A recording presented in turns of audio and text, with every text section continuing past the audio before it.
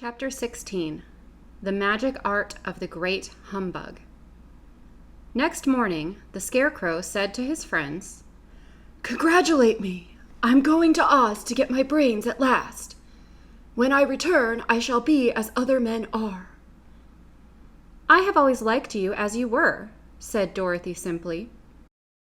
"It is kind of you to like a scarecrow," he replied. "But surely you will think more of me when you hear the splendid thoughts my new brain is going to turn out." Then he said goodbye to them all in a cheerful voice and went to the throne room, where he rapped upon the door. "Come in," said Oz. The Scarecrow went in and found the little man sitting by the window, engaged in deep thoughts. "I have come for my brains," remarked the Scarecrow, a little uneasily. "Oh yes, sit down in that chair, please," replied Oz. "You must excuse me for taking your head off, but I shall have to do it in order to put your brains in their proper place." "That's all right," said the Scarecrow. "You are quite welcome to take my head off, as long as it will be a better one when you put it on again." So the wizard unfastened his head and emptied out the straw.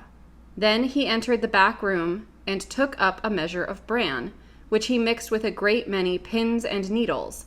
Having shaken them together thoroughly, he filled the top of the Scarecrow's head with the mixture and stuffed the rest of the space with straw to hold it in place.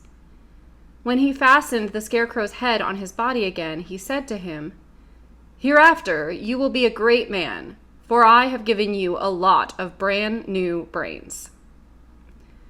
The Scarecrow was both pleased and proud at the fulfillment of his greatest wish, and having thanked Oz warmly, he went back to his friends.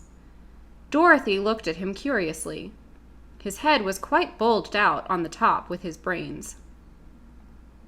"How do you feel?" she asked.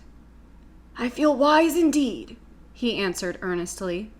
"When I get used to my brains, I shall know everything." "Why are those needles and pins sticking out of your head?" asked the Tin Woodman. "That is proof that he is sharp," remarked the Lion. "Well, I must go to Oz and get my heart," said the Woodman.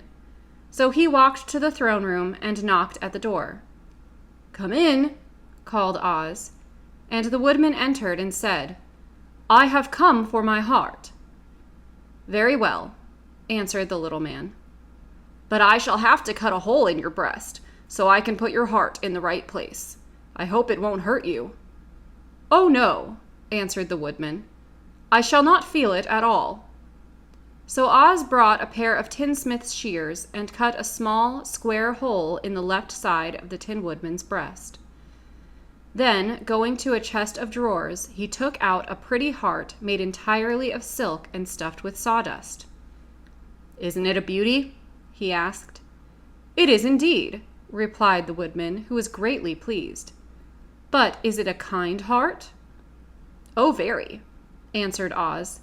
He put the heart in the Woodman's breast, and then replaced the square of tin, soldering it neatly together where it had been cut. "There," he said. "Now you have a heart that any man might be proud of. I'm sorry I had to put a patch on your breast, but it really couldn't be helped." "Never mind the patch," exclaimed the happy Woodman. "I am very grateful to you, and I shall never forget your kindness." "Don't speak of it," replied Oz. Then the Tin Woodman went back to his friends, who wished him every joy on account of his good fortune. The Lion now walked to the throne room and knocked at the door. "Come in," said Oz. "I have come for my courage," announced the Lion, entering the room. "Very well," answered the little man. "I will get it for you." He went to a cupboard and, reaching up to a high shelf, took down a square green bottle, the contents of which he poured into a green gold dish, beautifully carved. Placing this before the Cowardly Lion, who sniffed at it as if he did not like it, the wizard said, "Drink." "What is it?" asked the Lion. "Well," answered Oz, "if it were inside you, it would be courage. You know, of course, that courage is always inside one, so that this really cannot be called courage until you have swallowed it. Therefore, I advise you to drink it as soon as possible." The lion hesitated no longer, but drank till the dish was empty. "How do you feel now?" asked Oz. "Full of courage," replied the lion, who went joyfully back to his friends to tell them of his good fortune. Oz, left to himself, smiled to think of his success in giving the Scarecrow and the Tin Woodman and the lion exactly what they thought they wanted. "How can I help being a humbug," he said, "when all these people make me do things that everybody knows can't be done? It was easy to make the Scarecrow and the lion and the Woodman happy, because they imagined I could do anything. But it will take more than imagination to carry Dorothy back to Kansas, and I'm sure I don't know how it can be done."